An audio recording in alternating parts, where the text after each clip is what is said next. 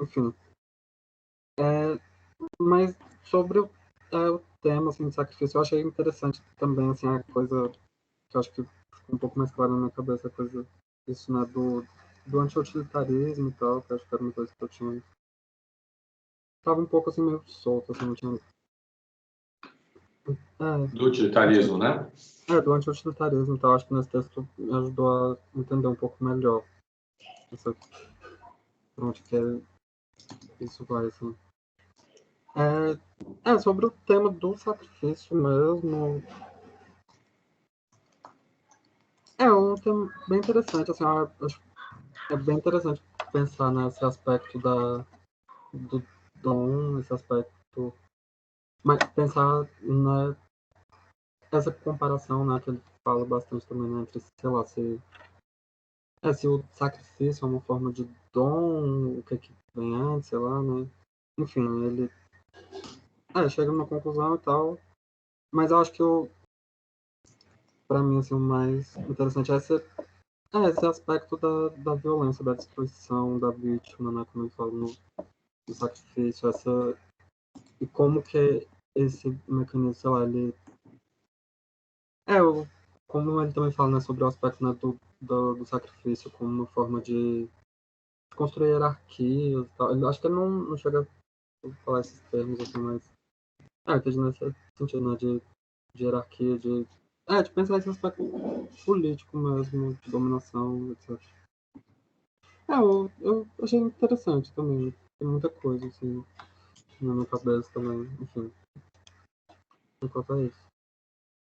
Tá bom. E você, Luiz? Oi, boa noite. Então, do pouco que eu li, eu anotei algumas partes que eu achei mais centrais do pouco que eu li. E do pouco que me resta também de cérebro, porque eu fiz 2 provas e tô destruído. Seria meio que a forma como destacar mesmo, a forma como ele coloca o sacrifício enquanto um arranjo mesmo que procura uma prática mesmo que confere uma identidade a um caos, a um período posterior que é meio que indiferenciado, meio que amorfo. E ele coloca isso na cultura moderna, que eu acho que seria a cultura ocidental mesmo, como algo que dispensa o sacrifício. E por dispensar o sacrifício seria como se fosse aquela concepção de que os povos que têm cultura são sempre os outros e nunca os ocidentais. É o povo sem cultura. Eu associei um pouco com isso. Além daquele esquema dicotômico entre sacralização e desacralização, em que tem do esquema africanista que o rito seria como situar o sujeito ao mesmo tempo que separa os deuses dos sujeitos, meio que também efetiva a presença humana enquanto separado. Então seria esse processo de consolidar uma identidade até em relação às coisas que não são humanas, aos seres sobrenaturais, por exemplo. E ele traz o esquema do dom e do cristianismo como não uma coisa que se confunde com a outra, porque está presente sempre o interesse, né? O interesse enquanto algo que se sobressai em relação à abnegação. E eu achei que essa cisão que ele faz, né, que seria de direcionar o sacrifício entre os sujeitos sociais humanos e também uma agência social não humana, seria meio que uma forma de dele conseguir, que ele fala que é amplificador do dom humano, que seria uma forma de ampliar e de multiplicar as possibilidades mesmo do dom. Eu interpretei um pouco, associei um pouco com uma maneira comum de toda a sociedade humana construir um ambiente mesmo, uma ecologia, por assim dizer, uma ecologia humana, mas pautada por essa especificidade da cultura moderna de tentar se desassociar da diversidade mesmo, de acreditar que nós sabemos, os outros creem. Essa divisão que a Stenges fez, Stenges, não sei pronunciar o nome dela.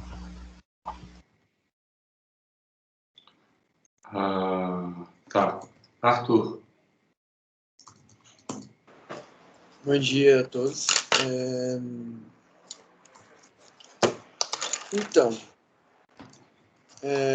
parte do que eu queria dizer é o que eu disse um pouco na última aula, mas eu vou retomar aqui, que é o seguinte.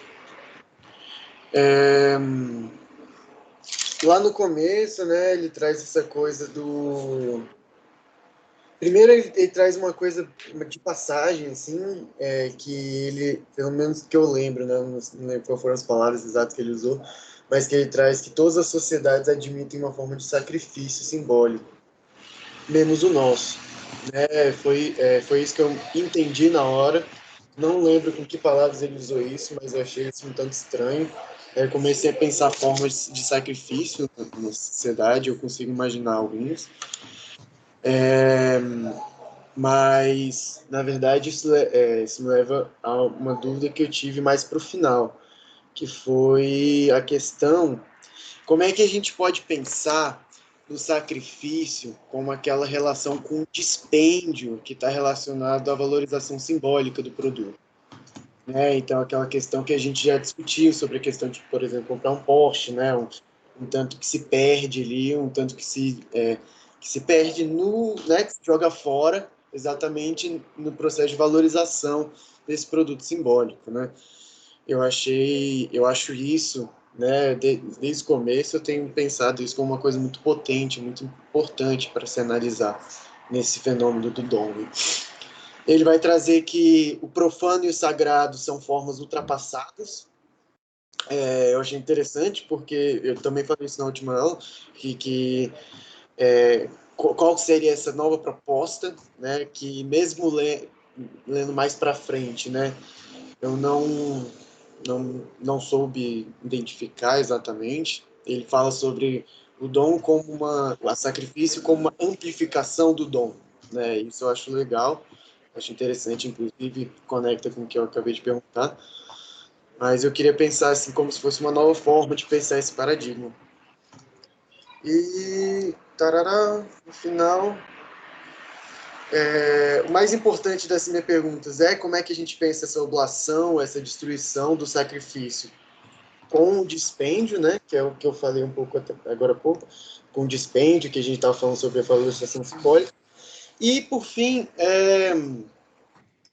né, de tantas vezes, né, que já aconteceu, tipo, que eu falo, né, nessa coisa de que a gente está pegando uma discussão de compreensões que vão para além do texto que a gente está lendo, né, isso acaba confundindo. Mas dessa vez esbarrou em uma coisa que eu achei super interessante e ele falou super pouco, então fiquei bem frustrado com isso. Queria pelo menos saber a referência, se você sabe. Não sei se a gente vai discutir muito sobre isso, porque ele passa bem de passagem, mas eu queria saber pelo menos qual é a referência que ele traz do Girard, que o Girard traz questão do Freud, né? E ele traz também a questão de um outro privilegiado mediador. Queria entender quem que é esse outro mediador para o Girard na compreensão do Callier. E como é que vocês entenderam isso aqui também, né? Pensamos juntos. Mas é isso, por enquanto. Tá bom. Depois vocês me lembram, eu mando para vocês o último capítulo, que eu tenho uma cópia melhor, com as referências bibliográficas. Tá? Agora, nenhum de vocês mencionou o ponto que ele está batendo o tempo todo, que é o utilitarismo.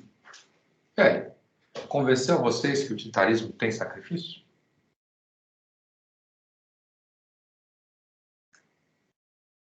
Eu não cheguei nessa parte, eu acho. E você, Arthur?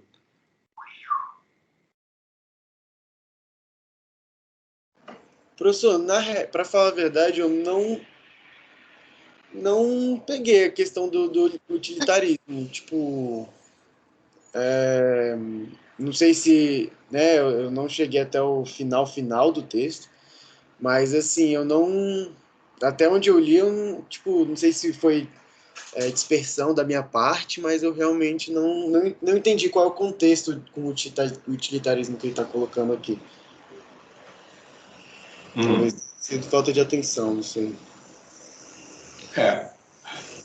O contexto, na verdade, ele é relativamente simples, que é o seguinte: qual é a hipótese utilitarista?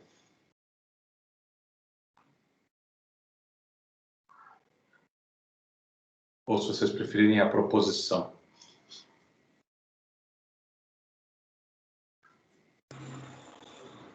Seria aquela coisa que, de utilitarismo, quando se fala, eu lembro daquela questão do trem, né? Quantas vidas você vai salvar, então, quanto mais, melhor. E eu acho que esse é o preceito lógico. Mas se, por exemplo, você matando vamos supor, vou botar, você significa que o bem da maioria se sobrepõe ao bem da minoria. E a ideia toda é de que o que é justo é aquilo que traz o maior benefício para o maior número de pessoas. Então, vamos pensar numa coisa como, por exemplo, a tortura. A tortura, do ponto de vista de um utilitarista, é ou não justificável? Sim, porque aí você... Depende. Depende da situação, mas aí você poderia, por exemplo, torturar alguém para conseguir uma informação que salvaria a vida de pessoas, né? Por exemplo. Né? Então, mas assim, porque tem vários tipos de utilitarismo, né? Mas o utilitarismo mais radical, você, na verdade, seria obrigado, né, a torturar essa pessoa para conseguir essa informação. Tem um filme, não sei se vocês já viram, é um filme de um sujeito, que é um americano, não é ele, não me lembro mais, ele consegue plutônio. E ele, então, monta 4 bombas nucleares. E espalha 4 bombas por diversos pontos do país. Aí o que ele faz? Ele acaba sendo pego, né? Sendo preso, e aquela ideia, né, dos porões dos serviços de inteligência americanos vão lá e pegam o cara. O personagem quem faz, eu acho que é o Samuel Jackson, né?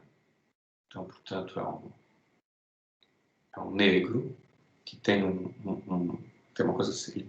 Me lembro, acho que é o Jackson, né? Ele põe aqui com uma daquelas coisas assim de muçulmano, né? Parece que ele... E ele é um especialista em tortura. Aí ele começa a trabalhar o sujeito. Tem uma moça do FBI, ou não sei se foi do FBI, eu digo, coisa que vai com ele, que funciona meio como uma consciência, assim, não pode deixar ultrapassar certos limites. Ou seja, você não pode... E a coisa vai evoluindo, eles vão achando as bombas.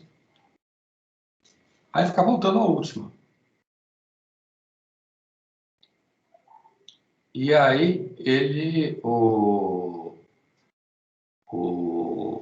cara não consegue, ele vai lá e pega a família dele para torturar na frente dele. Bom, consegue impedir que ele faça isso. Eu não me lembro se o cara se mata, eu não lembro, mais ou menos. Mas o filme, eles acham a última bomba, mas a 4ª bomba explode e mata um monte de gente. E aí?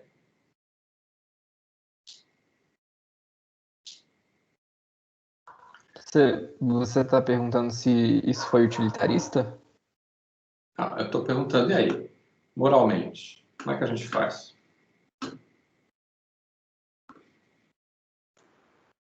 A tortura da família foi totalmente improdutiva no caso, né? Porque eles só começaram a torturar quando faltava uma e acabou que não salvou. Então, no final, só torturou sem ter salvo ninguém, né?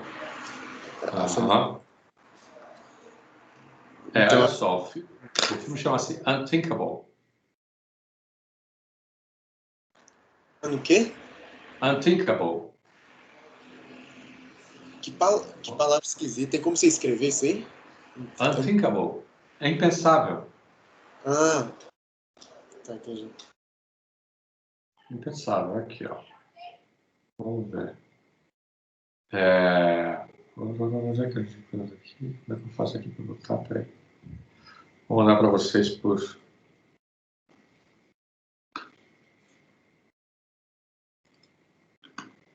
E a moça que faz a moça que faz a agente da FBI é a que faz o... Como é que é o nome disso?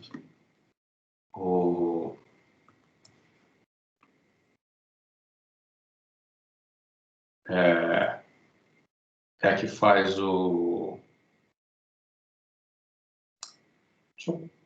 É a que faz a Trinity do Matrix. Esqueci o nome dela. Carrie Ann Moss.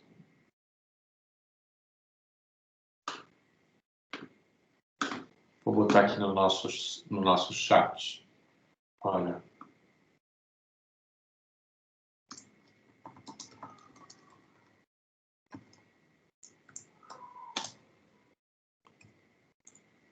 Pronto.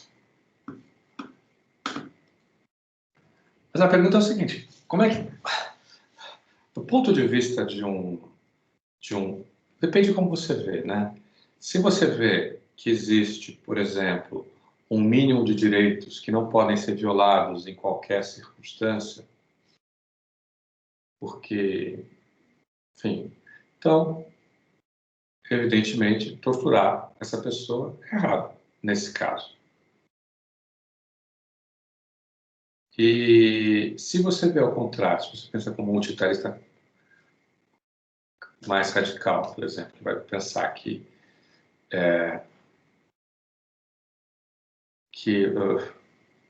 o bem de quantidade de pessoas justifica a tortura de duas pessoas aparentemente inocentes, então a questão não é nem que isso justifica, a questão é que do ponto de vista você seria obrigado a fazer isso.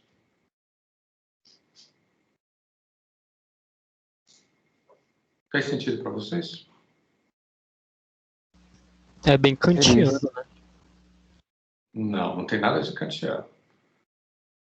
Imperativo categórico um pouco. Não tem nada de imperativo categórico aqui. Kantiano estaria para o outro lado, para outra dimensão. Mas, Arthur, você queria falar alguma coisa? Três falaram ao mesmo tempo, Arthur, o Gabriel e o Luiz. Arthur. Só que eu entendi a questão e eu acho bem complexa e eu acho que é uma coisa muito situacional, porque eu não sei se eu seria nessa posição, nessa questão que ele está colocando aqui, não sei se eu seria utilitarista radical, né? Mas parece ser tender para o lado utilitarista nessa questão aí, talvez. Pois é, mas eu estava vendo aqui, ele fala que são 3 bombas, mas na verdade ele constrói 4. Eles conseguem pegar as 3 bombas, mas a quarta explode e mata um monte de gente. O que você acha, Gabriel? Eu acho que é engraçado a gente pensar nisso, né? Tem uma série que eu assisto não, porque acabou, mas era da Netflix, se chama Unbreakable Kimmy Schmidt, é de comédia. E tem um episódio que ela vira guarda de trânsito, ela tá fazendo um exame para virar guarda de trânsito. E a questão final do exame dela é o seguinte, tá vindo um caminhão desgovernado e ela tinha que sinalizar para qual caminho ele ia virar, se direita ou esquerda. Se ele virasse para a direita, ele ia matar, tipo, 5 crianças. Se virasse para a esquerda, ia matar 3 adultos. E ela tinha que calcular e, tipo, decidir qual seria o melhor caminho para ele. Aí a prova era tipo prática, sabe? Era uma simulação. Aí ela deixa o caminhão passar reto, ela não sinaliza nem para direita nem para esquerda. Aí o caminhão pega ela e ela morre. Aí no caso essa seria o utilitarismo extremo, né? Pois é, mas isso nos traz... O que ela fez aí? Ela não se sacrificou? Uhum. Então, essa é a ligação com o utilitarismo, ou seja, se a felicidade da maioria, ela acaba exigindo o sacrifício da minoria, ou pelo menos de alguns.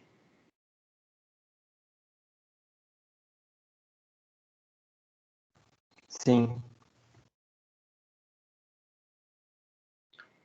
Fez sentido para vocês, meus caros, a relação com o utilitarismo e o sacrifício? Caraca, ficou demais. Realmente eu não tinha pensado por esse lado, mas faz sentido demais. Então, e aí fica uma coisa engraçada, porque como é que ou seja, o utilitarismo exigindo sacrifício parece uma coisa até meio sem sentido, se você, né? Mas o argumento dele é bem interessante. Quer ver, ó?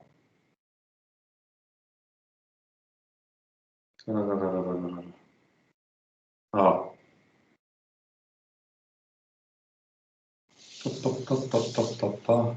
Como é que a gente pensaria essa situação, essa noção aí do utilitarismo como sacrifício, numa situação, por exemplo, do potlatch, né, daquela questão da competição?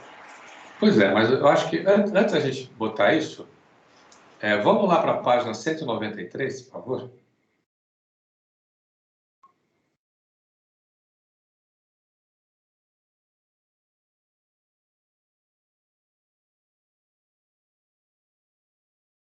Qual parágrafo? Vamos para o último parágrafo da 192. Do que se trata? Lê para a gente, por favor, Arthur. Do que se trata? Refletindo sobre a tradição utilitarista representada por Jeremy Bentham e John Stuart Mill, Henry Sidgwick demonstra, em 1874, em O Método da Ética, que é impossível fundamentar a moral utilitarista, aquela que obriga a contribuir para a maximização da felicidade do maior número possível, fazendo-a nascer de uma psicologia hedonista, pondo em cena indivíduos egoístas racionais. É necessário, ao contrário, fazer o princípio derivar de uma intuição moral evidente por si mesmo. Essa intuição, enunciada sob uma forma abstrata, consiste no princípio de benevolência, que deve incitar cada pessoa a conceder tanto peso ao bem dos outros como ao próprio bem, como ao nosso próprio bem. Uma das implicações desse princípio é que eu devo racionalmente aceitar padecer uma dor ou sofrimento que estes permitem evitar uma dor superior em outra pessoa. Não, tá bom, agora vamos para o próximo parágrafo. Como se pode ver, é complexo o debate. Como se pode ver, é complexo o debate. A doutrina aparentemente mais antissacrificialista, aquela que afirma ou parece afirmar que só contam o prazer e a felicidade, que nada poderia proceder de outra fonte senão o egoísmo calculista, essa doutrina se mostra, na sua descendência, como a mais altruísta e sedenta de sacrifícios que se pode imaginar. É até seu pai putativo, J. Bentham, aquele que não se cansa de atacar o ascetismo, que seria traspassado por um secreto pendor sacrificialista. Quanto a nós, pensamos que a leitura de Bentham por J.P. Dupuy é discutível e sua crítica de revele um tanto ou quanto injusta. Mas pouco importa aqui. Encontra-se incontestavelmente sacrifício no utilitarismo. No utilitarismo moral, pelas razões acima. No utilitarismo moral. Vamos para o próximo parágrafo. Voltemos, porém, à formulação de JP Dupuy. Tá. Voltemos, porém, à formulação de JP Dupuy. O utilitarismo é uma doutrina sacrificial. Quando se reflete nisso, percebe-se que ela não pode ter sentido a não ser que seja possível invertê-la e mostrar que o utilitarismo não é sacrificial, a não ser na medida em que o sacrifício é utilitarista. Tá, porra. Vamos com calma aí. O que ele está falando aí?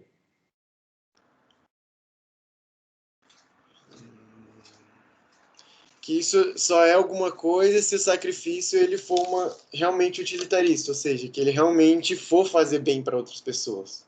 Aí faria sentido. Na minha leitura faria sentido.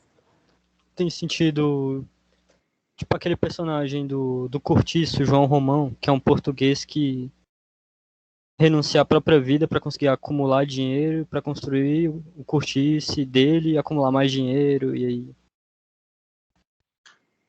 Não, pois é, mas é que aí é o benefício dele, né?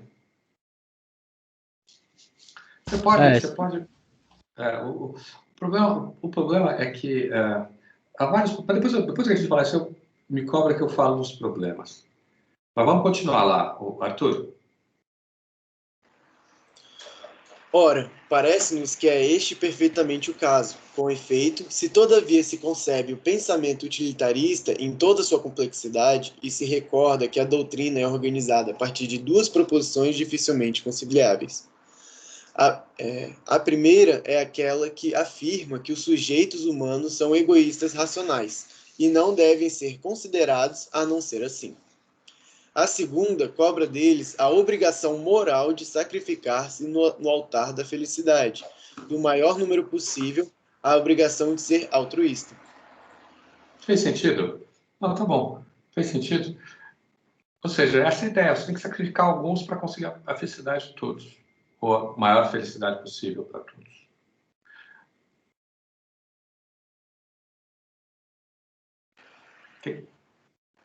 Fala, Arthur.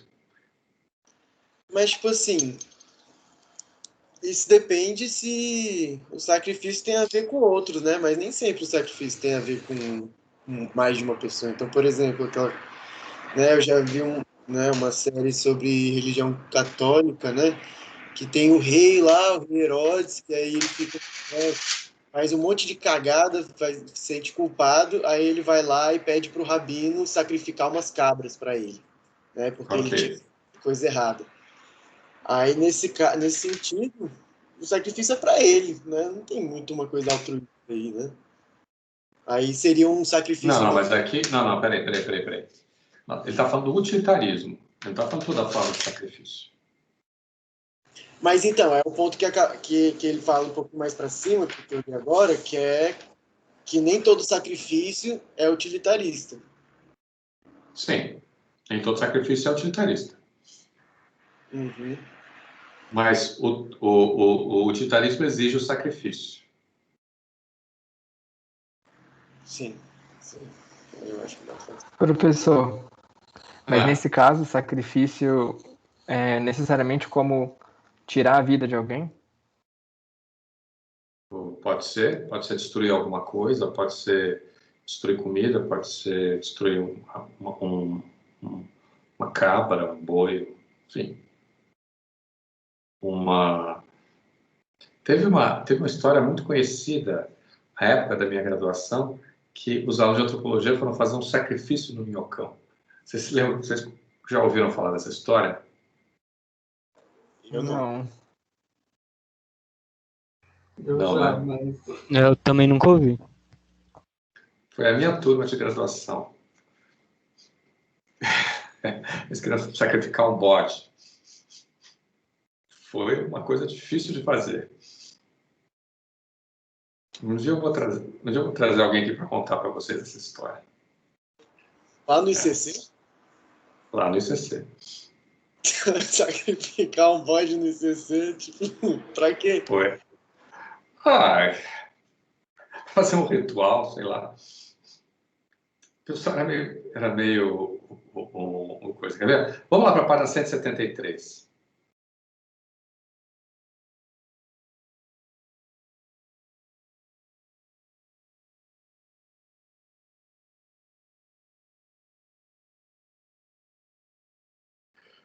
Acharam?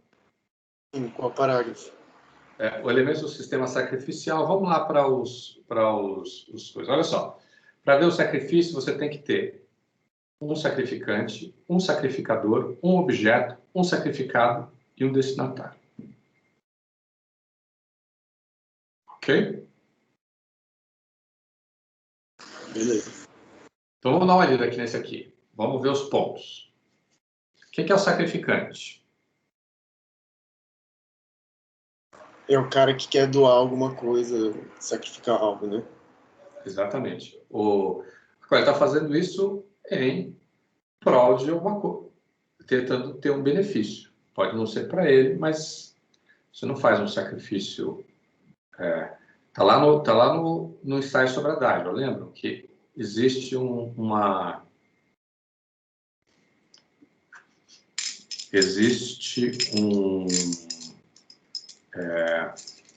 sistema de trocas entre os homens e os deuses,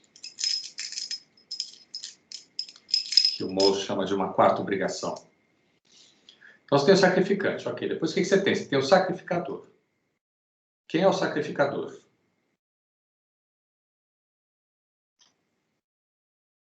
Seria o especialista, às vezes pago para fazer o processo? Sim, pode ser, ou pode ser o próprio sacrificante, né?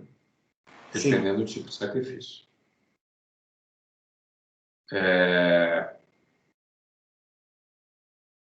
Depois, você tem o destinatário. O que é o destinatário?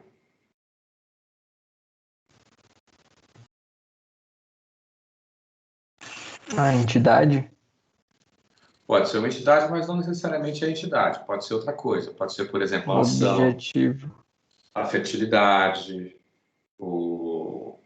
enfim, você pode fazer sacrifícios por vários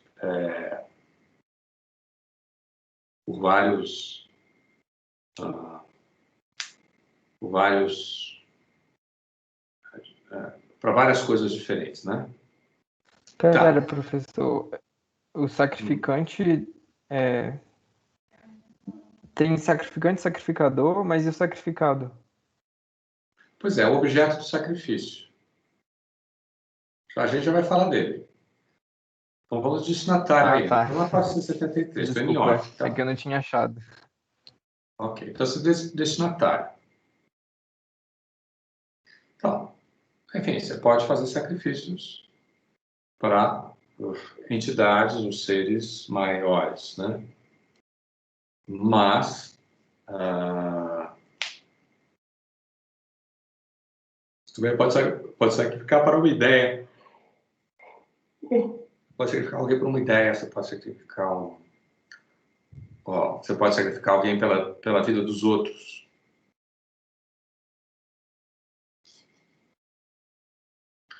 Aí vamos, olha aqui, ó. Aí qual é o quarto elemento? É o objeto do dom. Que aí pode ser também várias coisas, né? Pode, inclusive, ser a própria pessoa. E daí tem uma conversa que ele aborda no texto em algum momento, que o sacrifício pode ser o sacrifício do Deus.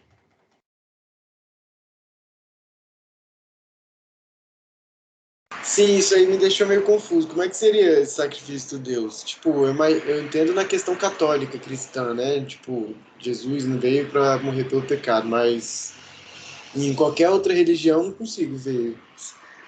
Em algumas delas você tem sacrifícios divinos. Todo o livro do Fraser, O Rama Dourado, é sobre isso.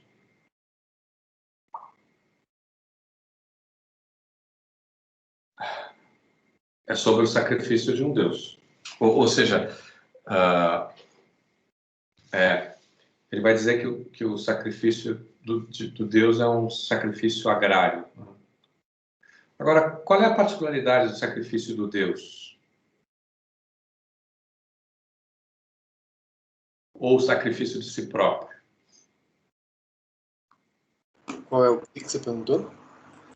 Qual é o ponto do sacrifício de si próprio? Fazer bem para os outros, de alguma Vamos forma. lá, 176. Redenção? Depende. Vamos lá, 176. Vamos deter-nos por alguns momentos. Quer que eu leia? Por favor. Vamos deter-nos por uns momentos nessa simples e primeira tipologia, que basta para que se possa imaginar a variedade dos sistemas sacrificiais concebíveis, que deve tender ao infinito, caso se queira levar em conta a multiplicidade das variantes que existem entre os mitos, a complexidade dos rituais, a diversidade dos momentos e dos lugares. Existe aí assunto bastante para ocupar os especialistas até o fim dos séculos. Todos, por deformação e também pelo ethos profissional, procuram mostrar a singularidade do caso que estudam e relatam.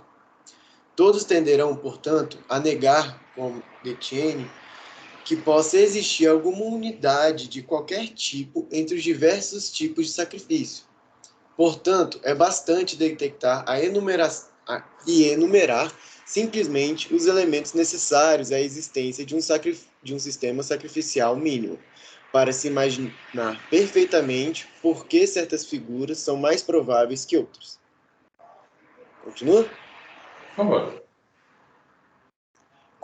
Como é que, de certa maneira, funcionam como atratores do sistema sacrificial? Eles funcionam como atratores do sistema sacrificial, cada um desses elementos. Ora, não é de se duvidar muito, por exemplo, que o esquema sacrificial contenha em potência o sacrifício de um Deus. Assim que se pensa que o Deus é dotado de transcendência e onipotência suficientes. Se o Deus é todo-poderoso e autossuficiente, como com efeito poderia se mostrar sensível ao sacrifício dos humanos? Para se comportar como um verdadeiro Deus, como um Deus no pleno sentido do termo, deve-se crer, portanto, que ele possa dar por iniciativa própria. Se, por outro lado, como sugerem tanto o ensaio sobre o dom como inúmeros comentários védicos e brâmanicos sobre o sacrifício, sacrificar implica, no fim de contas, sacrificar-se a si mesmo. Como é que o Deus poderia dar algo sem se dar a si mesmo? Mas pode-se, no final de contas, dar um outro que não a si mesmo? Eita, calma, ficou confuso. Dará um outro que não a si mesmo. Dará um outro que não a si mesmo? É, portanto, verdade que a figura do Deus autossacrificador representa, ao menos, um dos principais atratores do sistema sacrificial. Ela reúne em um só ator, pelo menos dois, talvez, 3 dos 4 actantes: o sacrificante, o sacrificador, o destinatário e a vítima. Olha aí. Não, tá bom. Essa ideia do... Então, como é que essa ideia do autossacrifício, o que vocês acham dela?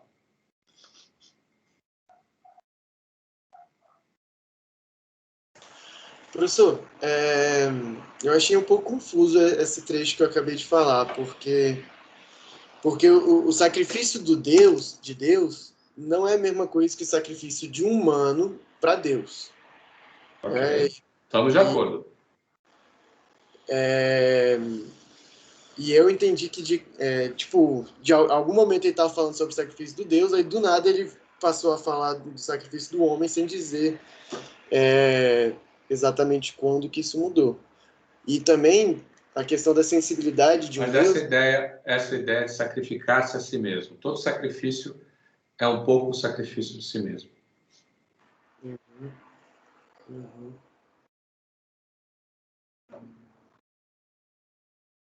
Porque de alguma forma você tem que ter o que você vai sacrificar, né? De alguma forma, assim, não faz sentido. Então, por exemplo, isso é muito...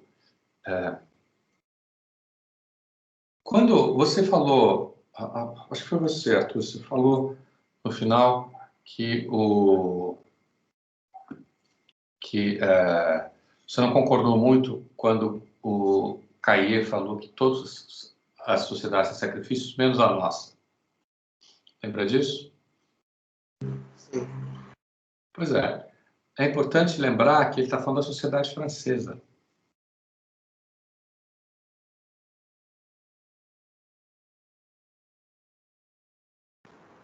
Mas o que tem esse fato? Ué,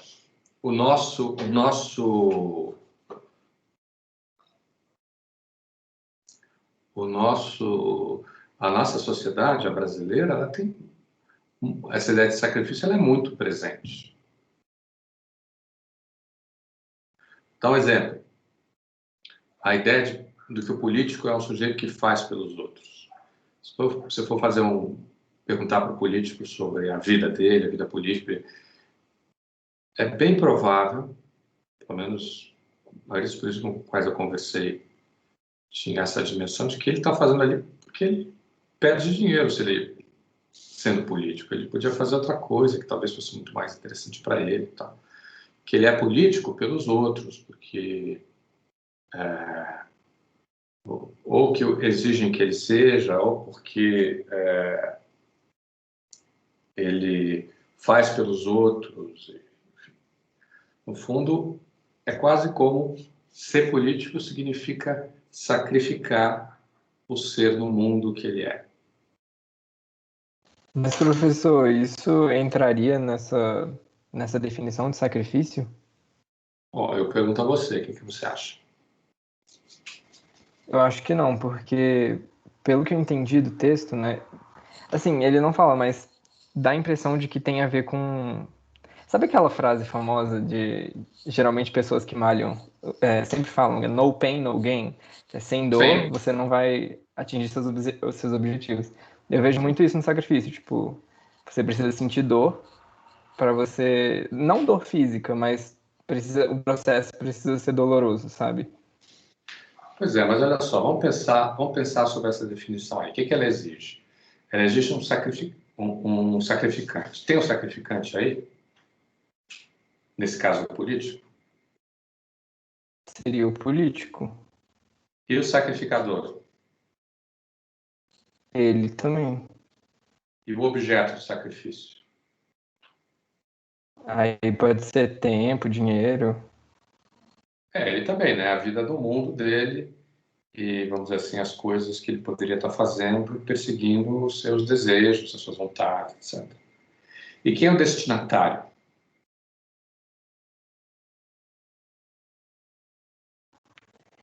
Aí é complicado.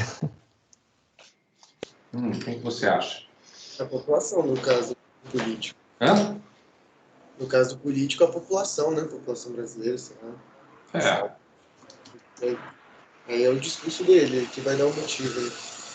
Faço isso pela minha mãe, né? Muita gente fez o impeachment pela mãe, pelo cachorro, né? Pelo vizinho. Mas engraçado não ser pela população brasileira nisso, né? Mas vai ser o... Professor, Diga. no sacrifício, então, tipo, tem que sempre ter um objetivo, tipo, um algo para se alcançar, assim, você sacrificar algo para aquilo, ou não necessariamente? Olha, tem que ter, sim. Você vai sacrificar por nada?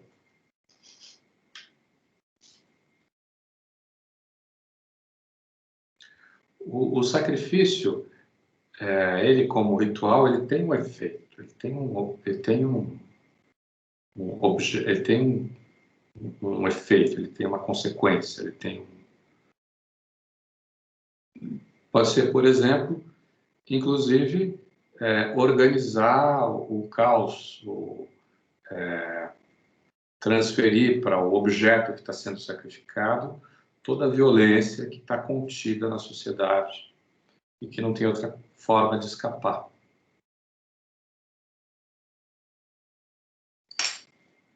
Que isso é uma coisa que ele está aqui, ó, da qual ele vai falar em algum lugar. Vamos ver se eu acho.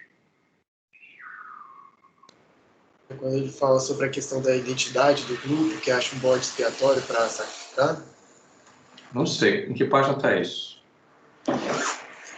Isso é quando ele trabalha o Girard, que é...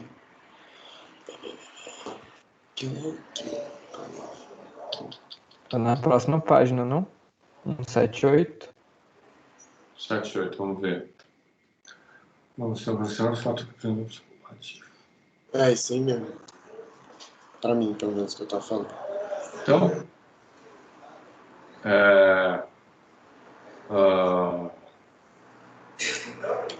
tá bom, vamos lá. Vamos ler, então, o sacrifício de vida e morte, né?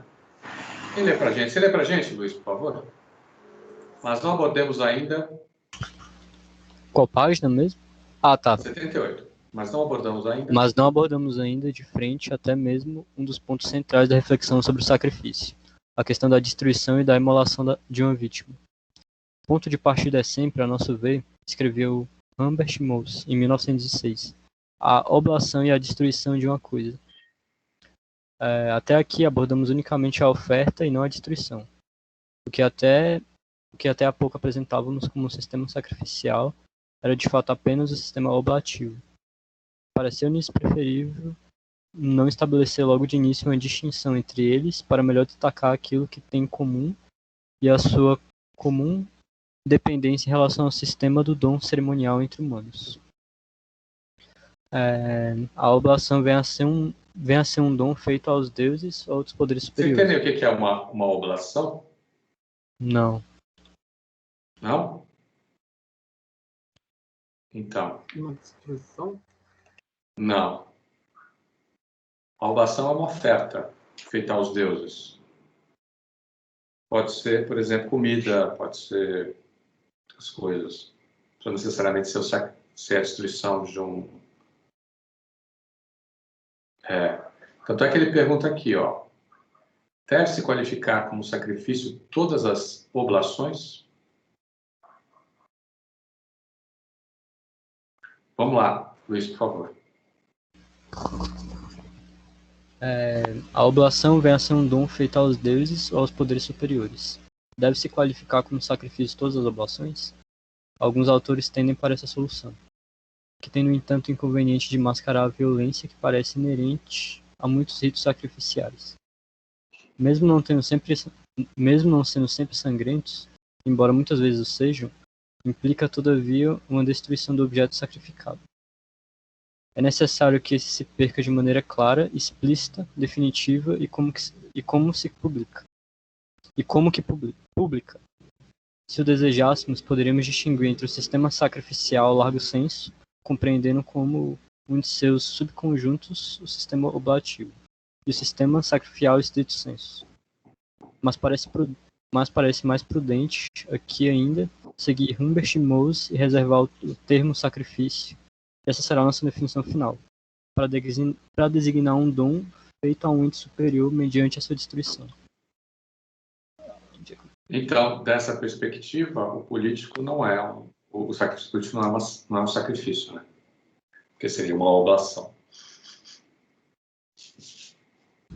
Seria possível considerar meio que o movimento da extrema-direita de pôr sua condição em risco no sentido de aniquilar o outro, sua própria condição existencial em risco, como, sei lá, uma classe média decadente, mas tudo certo desde que o outro esteja na merda. Não, acho que não. Entendi. Acho que não. Por quê? Porque aí é uma outra questão, acho que entra lá na história, né? Professor, esse esse ser superior, será que não estaria no âmbito daquele outro privilegiado, com A maiúsculo, que ele fala logo na frente?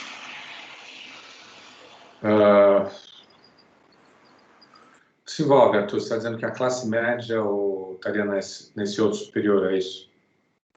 Não, não tem nada a ver com a pergunta do Luiz, é mais isso, porque aqui ele está falando que, mas parece prudente, que reservar o termo sacrifício para designar um dom feito a um ente superior mediante sua destruição. Pelo que eu entendi, você falou que o político ele não se encaixa nessa questão porque ele não tem esse outro, esse ser superior mediante Não, porque ele não é destruído de maneira sangrenta. Ele não é destruído o político. Ele destrói o político. Mas o tempo que ele se dete ali seria destruído, né? O tempo, o esforço, ele de alguma parte dele. Não, tudo bem, mas isso não seria uma destruição, isso é uma oferenda. Está dando alguma coisa, mas...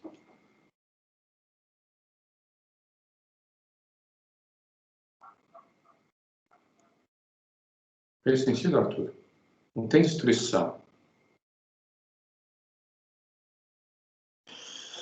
Professor, faz sentido. É diferente do sacrifício do bode. É diferente do sacrifício das galinhas, entendeu? É diferente dos sacrifícios que exige, dos sacrifícios que a gente leu lá no... como é que é o nome dele? Eu sempre esqueço, sobre os astecas. Lembram dele? Aham, que mata o cara e come o coração para o sol não cair, né? Nesse Exatamente. Ou Mas você joga no fogo.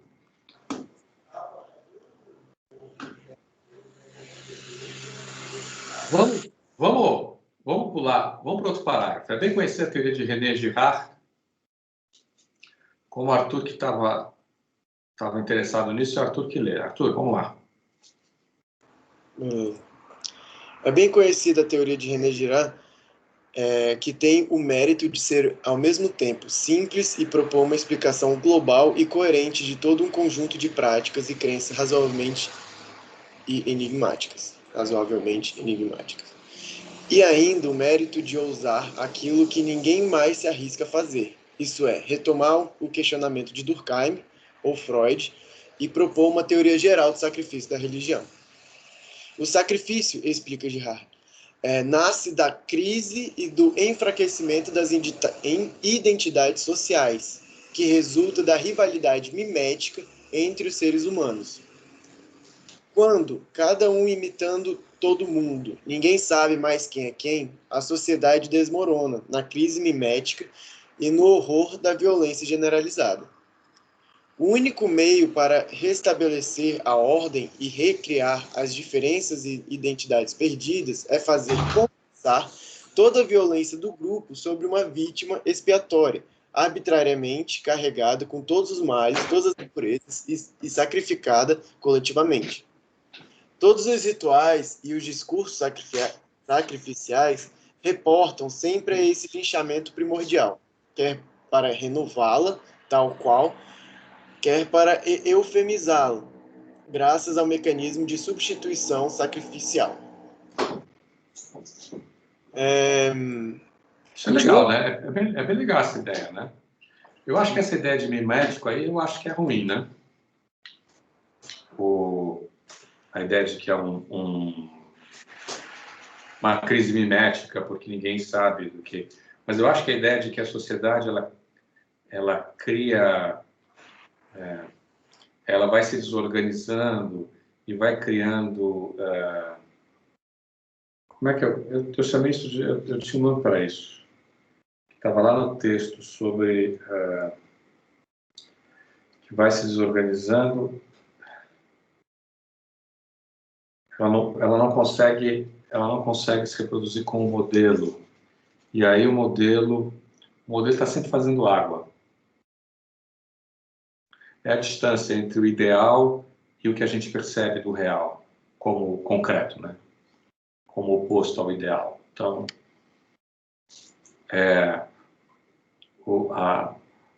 a mulher que não ama o seu marido, o filho que não respeita o pai, o pai que não tem tempo para os meninos, o amigo que não nos trata com a mesma consideração que nós tratamos a ele. Claro, nada disso, tudo isso tem a ver com a maneira como nós vemos, né? Não necessariamente que isso seja, ele pode achar que sim, ele trata, mas... Ou então, você acha que você trata outro com todo respeito, ele não reconhece as coisas que você fez por ele. Você acha que você está dando muito mais do que você recebe. Tudo isso gera o quê? Gera resíduo. Esse resíduo, ele é um resíduo que o funcionamento normal do nosso cotidiano não consegue resolver. Qual é a solução? Então você tem aí, ó, condensar toda essa violência não resolvida num sacrifício, num momento ritual que expurga. Isso é interessante que ele é legal a palavra que você usou, né? Ele expurga tudo do grupo que eles não querem. Né? Isso é um fator preponderante, né, para o Freud, onde ele fez. Não é necessariamente o que eles não querem. É a diferença, é o resíduo criado entre a diferença entre, vamos dizer assim, as expectativas que estão relacionadas a um modelo, né? Por exemplo, vamos supor, em sala de aula, o que vocês esperam, por exemplo, de um professor?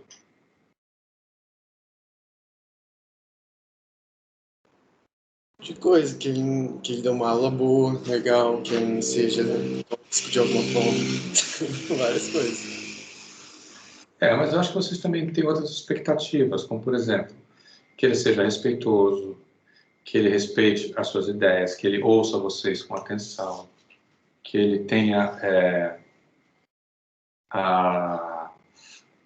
que ele possa lidar com a diferença de uma forma razoável. Por exemplo, você não espera que o professor, quando você discorde dele, fale assim: você é um idiota. Não diga mais isso na minha aula. Espera. Acho que, não sei, depende de uma expectativa de o que você espera que vai acontecer no sentido de... Depende do professor, é isso? Não, vai lá, acho que eu entendo o que você quer dizer, mas acho que é mais... Não sei, acho que é uma coisa de uma expectativa daquilo que você deseja ou uma expectativa daquilo que você espera mesmo que vai acontecer, né? É claro. E aí tem coisas diferentes. Por exemplo, nós temos expectativas irrazoáveis em relação às outras pessoas, não temos?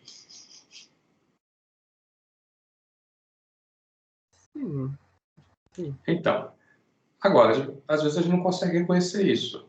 Mas existem geralmente um critério razoavelmente público que media isso, né?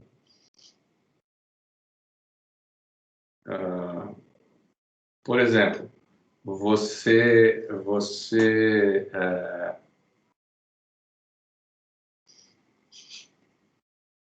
está chateado porque o seu amigo não te deu R$ 100 porque você precisava de R$ 100. Aí você vai fala assim, pô, mas bicho, você não pode esperar que ele tenha R$ 100 para te dar, né?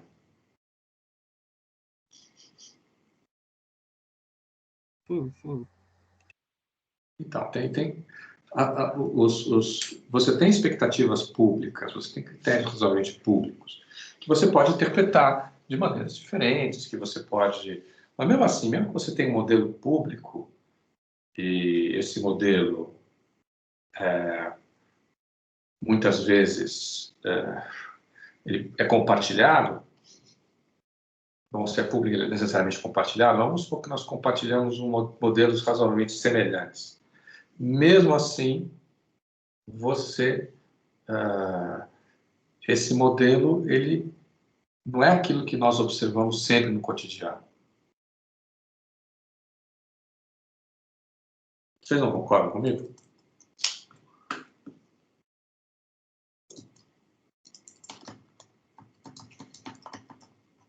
Não entendi, professor. Você pode repetir esse final? Você tem um amigo. Você tem um amor, melhor. Que a gente é muito mais exigente com quem a gente ama do que com a gente não ama. Você tem um amor. Ele sempre se comporta como você acha que deveria se comportar? Você acha que ele sempre segue o acordo, mesmo implícito, que existe entre vocês? Quem dera, professor, quem dera.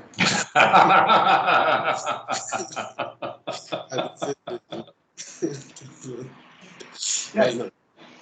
Não, né? E aí? E aí que faz parte da vivência social, né? Inclusive... Você acha que tá tudo bem? Você acha que tá tudo bem? Não, eu acho que... Porque, assim, é parte do contrato, né? O contrato social está sempre em evolução. Exatamente porque tem questão do desejo aí, né? Então, você nunca fala 100% do que você quer e mesmo quando fala, nem sempre é do mesmo jeito que você esperava, né? Ou você não consegue se expressar como você se expressa. Deveria se expressar, né? Exatamente. Então, esse é o ponto.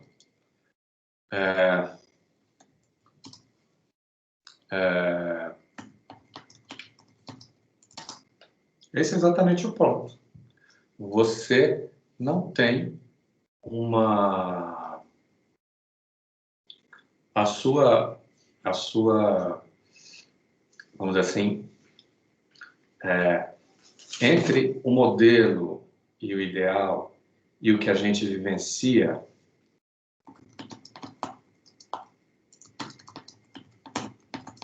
existe uma longa distância, não é isso? Sim. E aí, como você faz com as decepções que o seu amor lhe dá? Pro Freud, grande parte você vai recalcar. Mas na prática.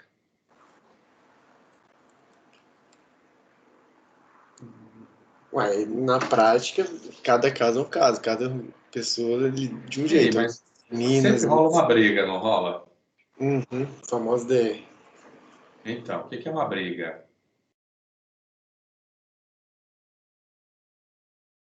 Lavagem de roupa suja, professor. Então, o que é isso? É construção. Construção de um contrato, construção de desejo.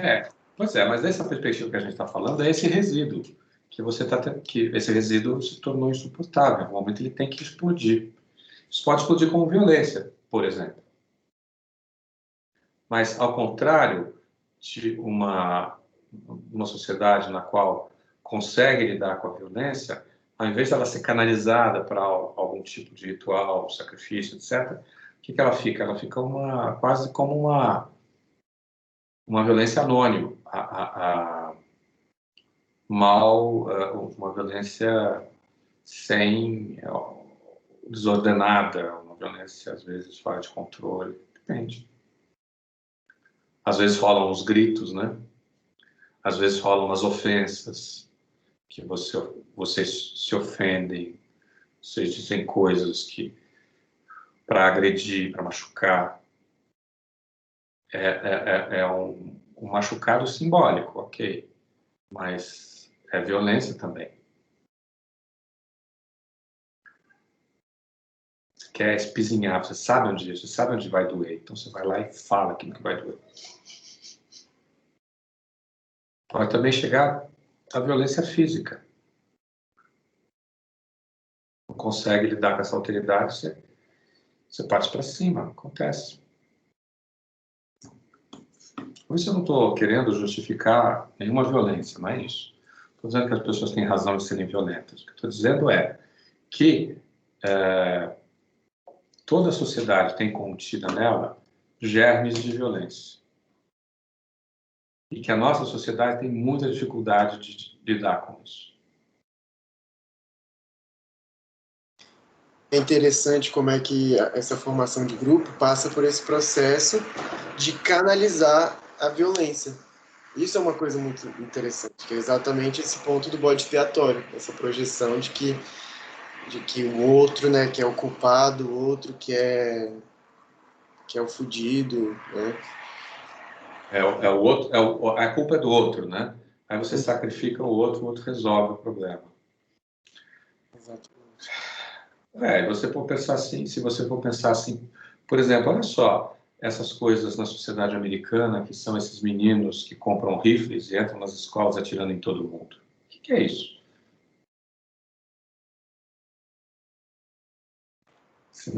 Essa violência mal resolvida, mal equilibrada, mal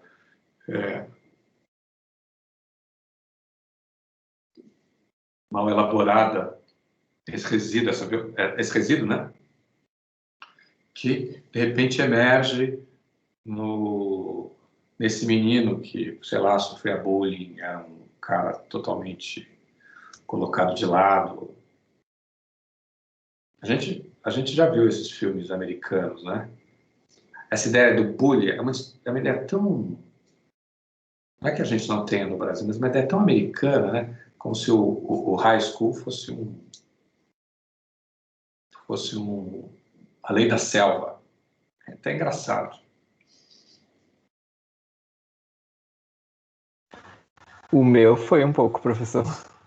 Foi? Tinha gente que pegava você e roubava dinheiro do lanche? Roubar dinheiro não, mas tipo, agressão verbal, nossa, era quase todo dia. Não, teve casos assim, teve um caso, eu tenho um livro aqui que retrata um caso de um menino que os outros juntavam e colocavam a cabeça dele Na privada. na privada. E foi um caso assim isso aconteceu durante muito tempo e ele começou a ser um mau aluno, e o pai não sabia o que era. Quando descobriu, foi até a escola, mas todos negaram.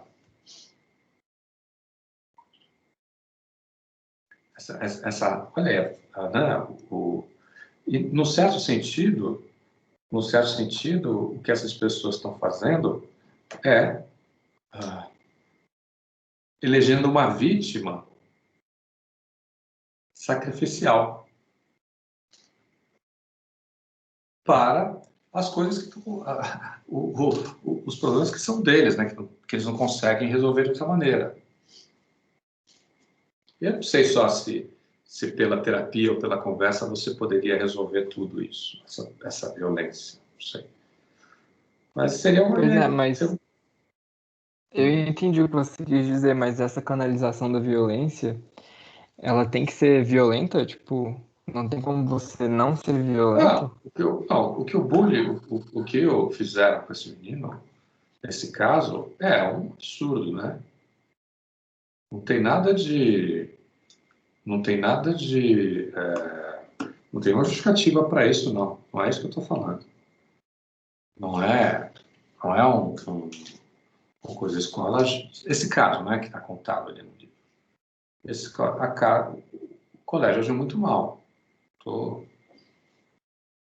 estou também, provavelmente, com você, não estou defendendo nada disso. Meu ponto é outro. Meu ponto é que isso faz parte de uma dinâmica social no qual a ideia de sacrifício pode ser uma chave interessante para pensar.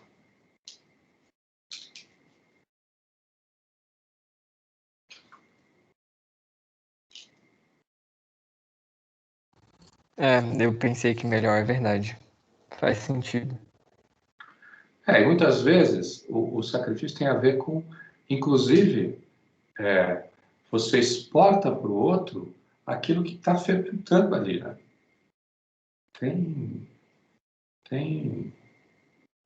Por que os meninos iam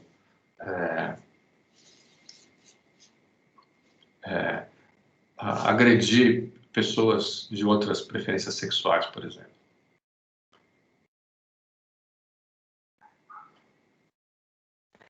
Eu não faço ideia também.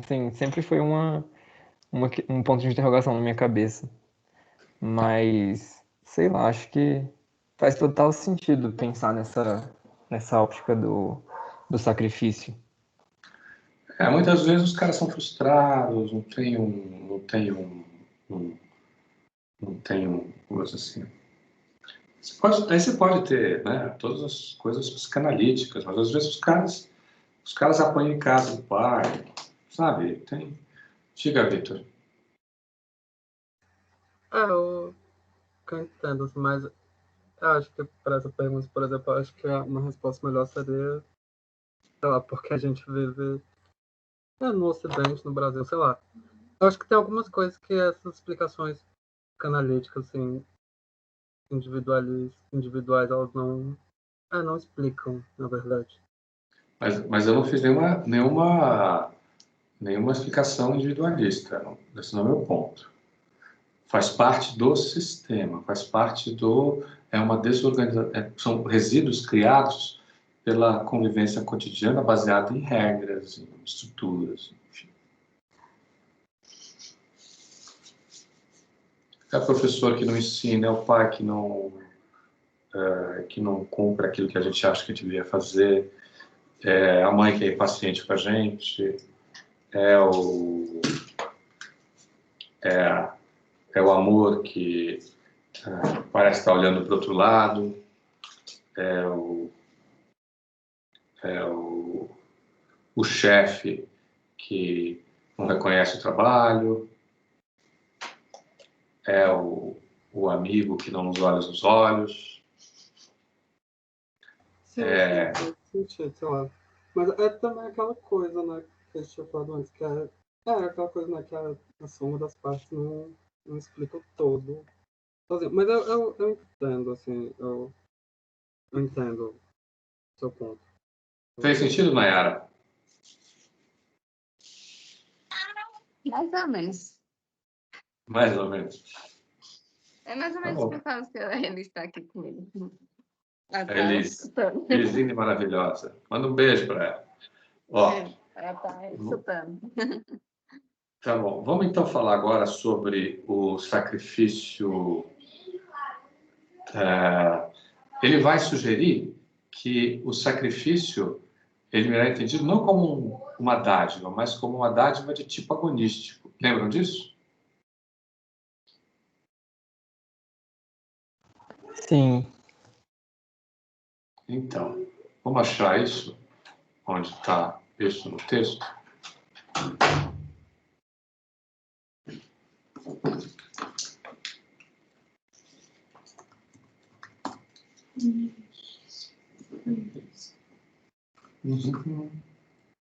Olha só.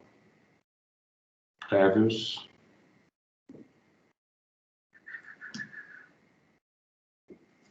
Olha aqui, está na página 188.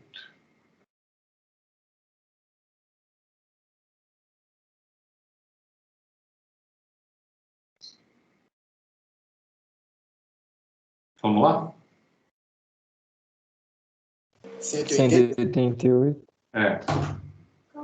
Você tá falando amarelo? Amarelo? Olha aqui, ó. Não, que eu tenho verde. Lá no final da página Já tá no seu 188. quarto. É porque eu não gosto de ficar sozinho. Tá? Tá os câmeras com você. Espera só um instantinho, gente.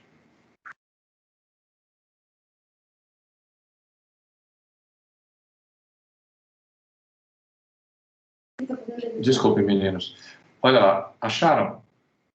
Na 188, 1, 2, 3, 4, 5 linhas de baixo para cima. Lê para a gente, por favor, Gabriel. Ao que parece, nessa linha? Exatamente. Ao que parece, portanto, é possível, sem ignorar a onipresença da violência no seio das sociedades arcaicas, nem a sua pregnância sobre o sacrifício, explicá-la amplamente sem precisar recorrer à teoria de René Girard. O sacrifício é que deve ser compreendido como uma forma modificada do dom agonístico e não o inverso. Continua? Não. Esse é o ponto. Ou seja, Por quê? Vamos lá para 201.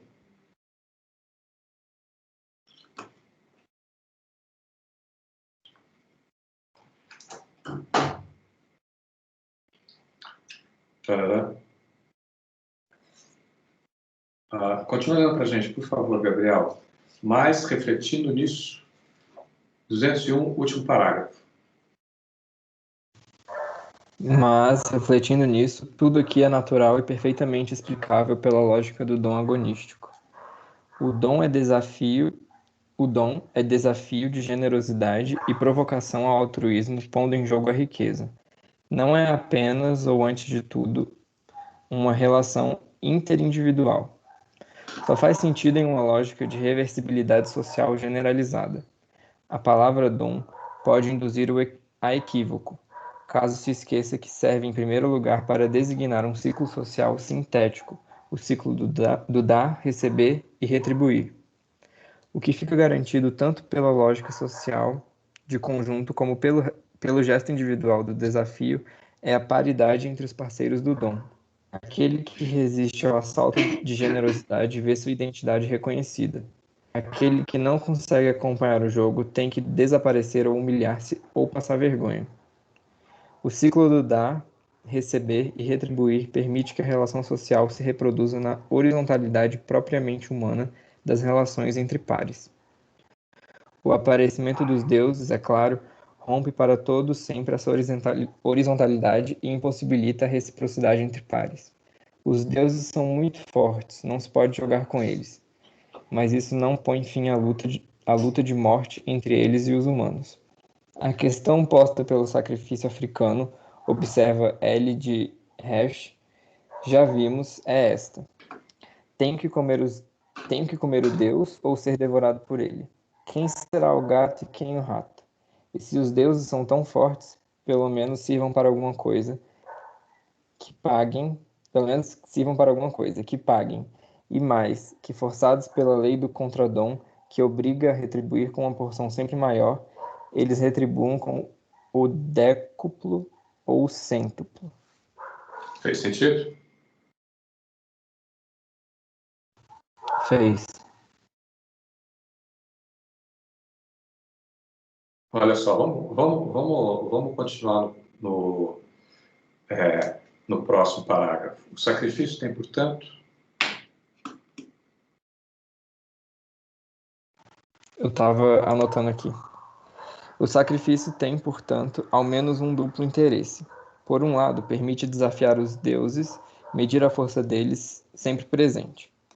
Na África, observa Jorion, é quase sempre com raiva e quase com desprezo que se sacrifica a eles. Por outro lado, permite retirar os benefícios secundários da submissão que se testemunha a eles. E se não retribuírem à altura, pois bem, vamos insultá-los, quebrar os seus ídolos ou então mudar de deuses. É que, diga-se ainda, os deuses arcaicos não têm nada de particularmente simpáticos. Ciumentos, possessivos, brigões, ladrões, mentirosos, trapaceiros, mesquinhos, cruéis. Não são gente a qual se possa ter verdadeiramente a vontade de dar alguma coisa. Para garantir o seu reinado, vai ser necessário trocar tudo por tudo. Deuses inicialmente da vingança e do ódio vão aos pouquinhos tornar-se deuses do amor e da misericórdia. Desviadores e desfrutadores da lei utilitarista do talião irão tornar-se em graus diferentes dispensadores da graça e do perdão. Delineia-se então toda uma outra história do sacrifício. muito legal, né? Lembra os sacrifícios da mitologia grega, né? Que os deuses são mesquinhos também.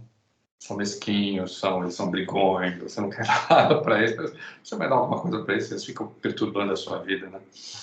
Eles são praticamente humanos, né? É. Essa ideia de sacrifício com a troca agonística é super interessante, né? Acho que essa é uma grande sacada. Não sei o que vocês acham. Eu acho também. Mas acho que o Arthur queria falar alguma coisa. Arthur? Professor, isso que acabou de falar, eu não vi isso no ensaio do Dom.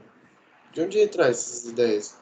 Porque, tipo assim, nas culturas, por exemplo, do Hall, eu não vi esse tipo de relação, por exemplo, a natureza, a energia da natureza e coisa e tal.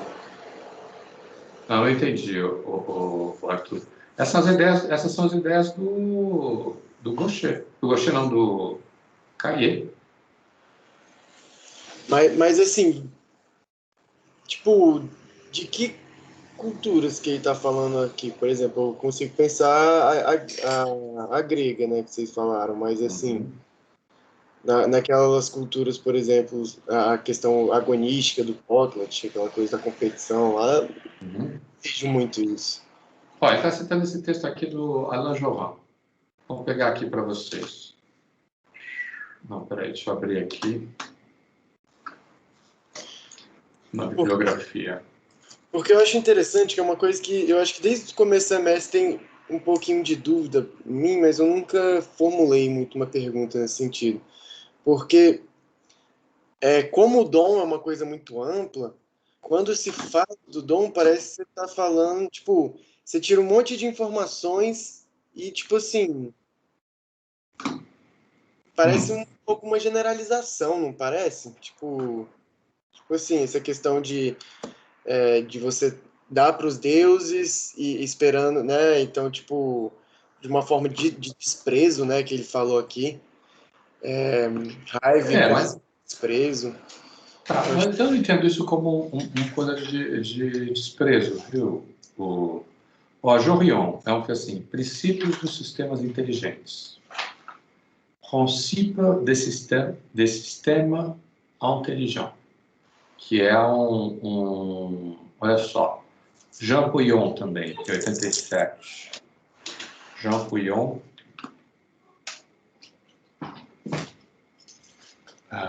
Pouillon. Do sacrifício comme compromis. Note sur le culte d'Angelet. Então, você tem uma bibliografia que ele está usando, que é uma bibliografia que está em francês. Boa parte dela, né?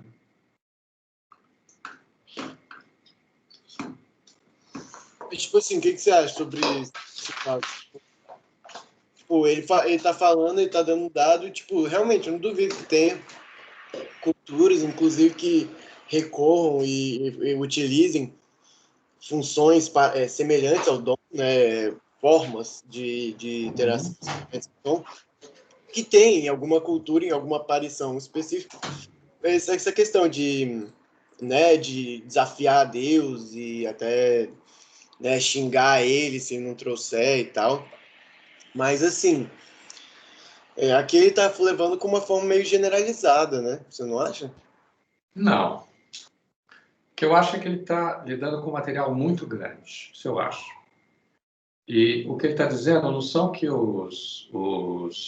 está fazendo uma relação entre o sacrifício, o dom agonístico, e ligando isso com o sacrifício em algumas sociedades africanas. Né?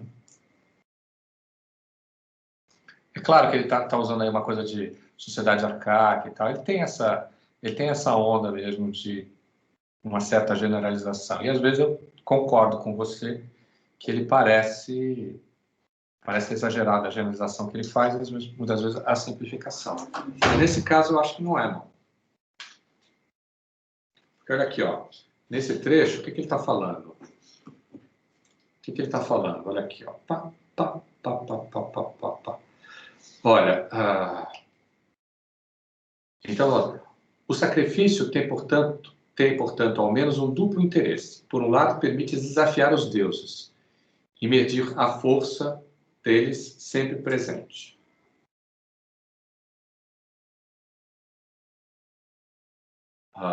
Ele pode ter outros interesses também, mas pelo menos esse, por outro lado, permite retirar os benefícios secundários da submissão que se testemunha a eles. E se não se retribuem à altura, pois bem, vamos insultá-los, quebrar seus ídolos e então mudar de Deus. Então, você acha que, tipo, essa esse trazer toda essa relação de poder aí, será que não está caindo na mesma questão da sexualização ocidental que a Stratton, por exemplo, estava falando naquele outro texto? É uma coisa, tipo assim, não Pode ser. o indígena quando sacrifica, né, por exemplo, o cara do Hal, né, depois de todo aquele rolê, ele vai sacrificar alguma parte do que ele deu para os deuses, porque é o retorno à natureza, né? Não necessariamente é porque ele quer medir, ou então ver se Deus é pica mesmo o rolê, né? Não, eu sei, mas olha só, Arthur. O interessante desse trecho, no meu ponto de vista, é que ele vai contra tudo aquilo que a gente imagina na relação entre sacrifício, sacrificante e Deus, que tem a ver com a nossa cultura cristã.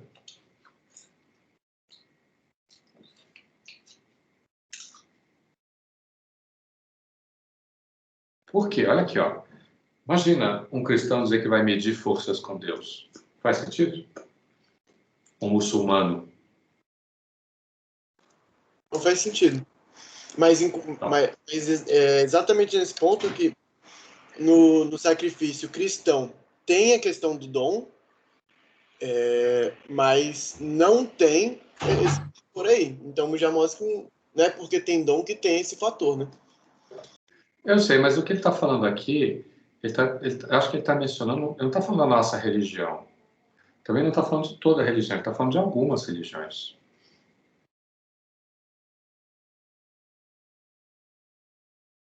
Porque parece para mim que ele está falando sobre o caráter do dom de uma forma geral, não? Não, o que ele está falando é que para entender o sacrifício é melhor, o modelo do dom agonístico é melhor do que a tese lá do Girard. Porque, e faz muito sentido, por exemplo, vamos supor,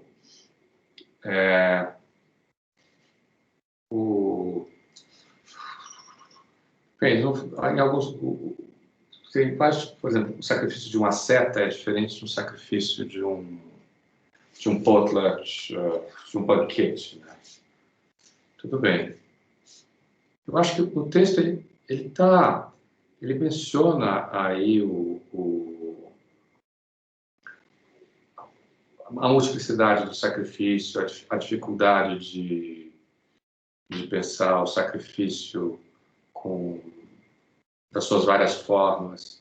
Ele está falando da violência. Não é? Então, assim, ele concorda com essa multiplicidade de sacrifícios e dessa dificuldade de tentar reduzir o sacrifício a uma forma. Esse texto, ele parece muito mais, ele está tentando reduzir um pouco essa distância e tentar mostrar como que o dom pode servir para pensar essas coisas, o dom agonístico. Onde você tem destruição, onde você tem... Né?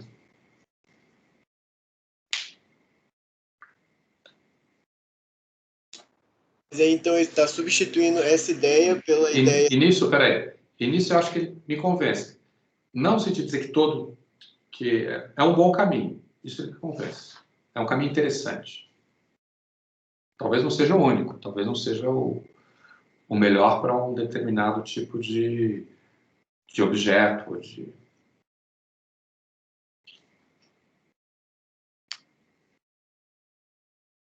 Então, aí tem essa coisa aqui, né? Outra coisa, por exemplo, que eu acho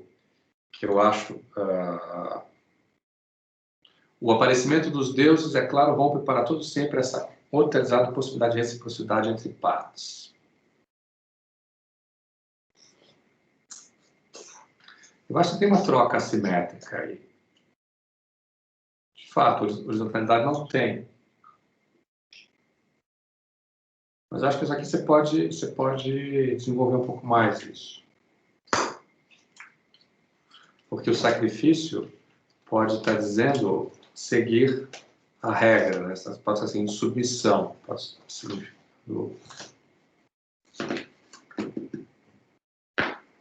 O que eu acho interessante aqui é essa ideia de você pensar medir força com Deus. Eu acho super interessante.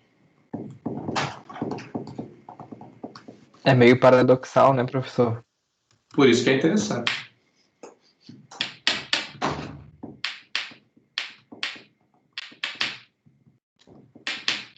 Tá, então, o que ele está falando, então?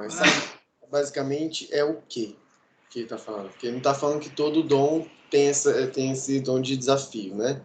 O que ele está falando Não, ele está exatamente? dizendo que o modelo do dom agonístico é interessante para pensar o sacrifício. Modelo não agonístico ou modelo agonístico? Modelo agonístico.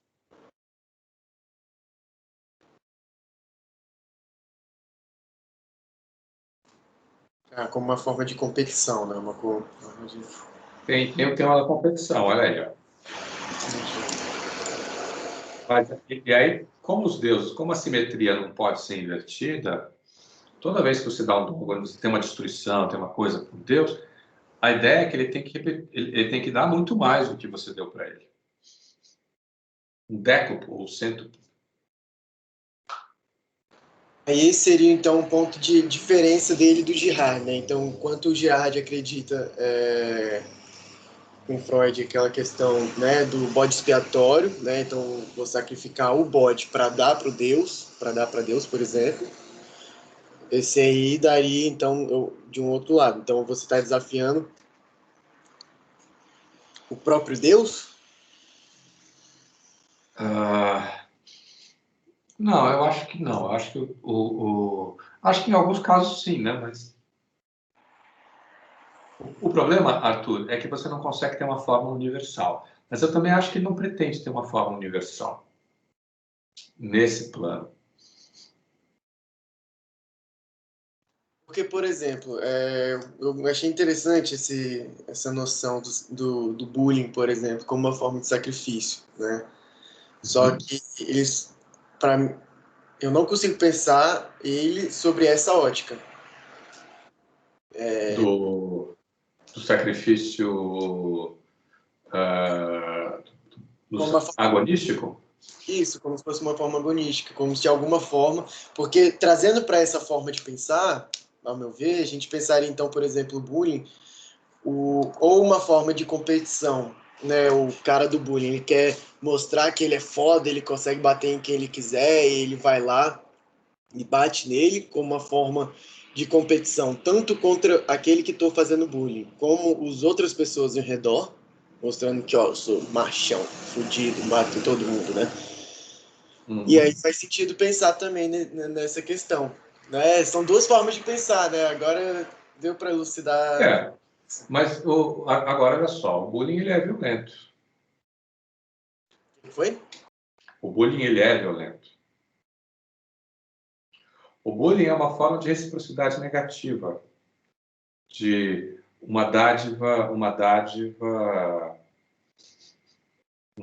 acho que dá para pensar mais sobre isso. Eu estou aqui pensando alto, né? O que você troca são agressões, são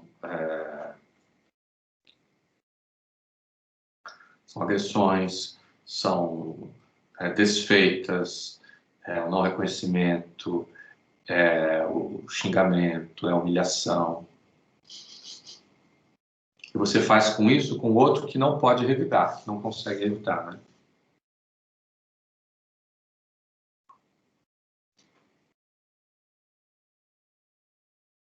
Seria tipo uma antidádiva, então. Porque a dádiva tem essa coisa violenta também, né? Então, eu quero dizer que tem um caráter agonístico. Talvez não seja a mesma coisa.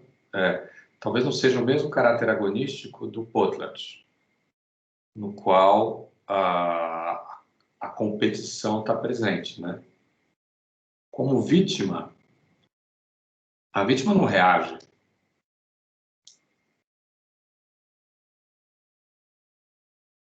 Ou pelo menos, acho que você não espera a reação da vítima, né?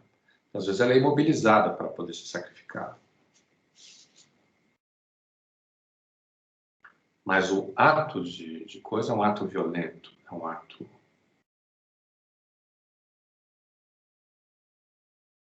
Acho que, E sei esse lá. tipo. Fala, Vitor. Pensando nisso, acho que, sei lá, faz sentido pensar por esse aspecto sacrifício e do sacrifício da arte dessa dádiva, sei lá, enquanto uma ferramenta de criar distinções desse aspecto do sacrifício né, sei lá, quando uma pessoa é sacrificada, meio que todo mundo, né, tá em risco ali também, né, acaba meio que fazendo essa diferença. E essa coisa, né, do sacrifício enquanto uma ferramenta de criar diferença e hierarquias e tal. No caso do bullying, quem você faz o bullying? Eu acho, assim, imaginando seja a diferença, né? Você não vai fazer um bullying com alguém que é como você. O bullying com alguém que é diferente.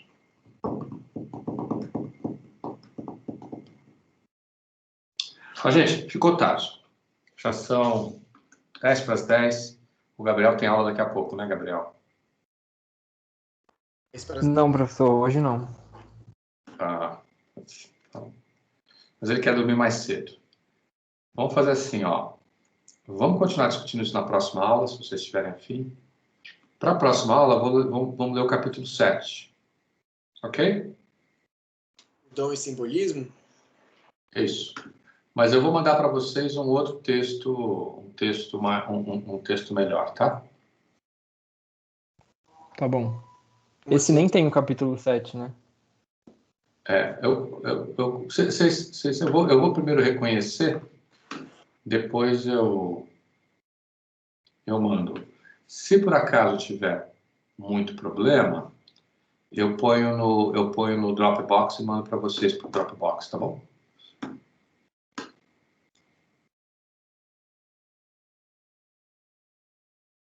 Beleza, tranquilo.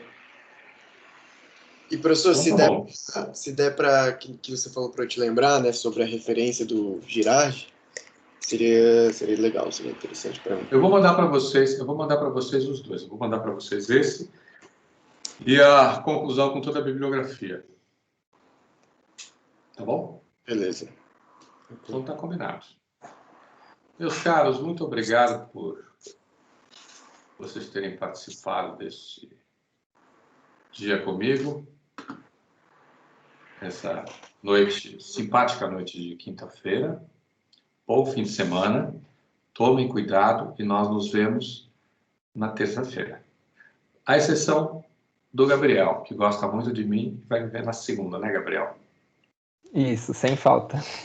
Combinado, então. Obrigado, gente. Até segunda, boa noite. professor. Um beijo Boa noite, especial tchau, para tchau. eles. Tchau, Se ela tchau. ainda não estiver dormindo.